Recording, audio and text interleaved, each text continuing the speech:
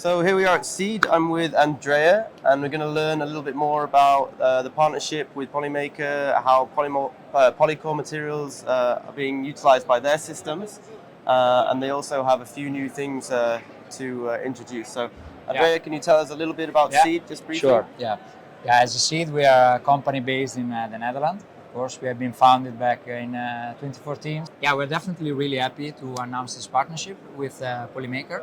And in this perspective, we see the strength of this partnership, where, of course, hardware and software is all together with material knowledge, because then we can support better our clients into the LFAM journey, as well make sure that portfolio materials are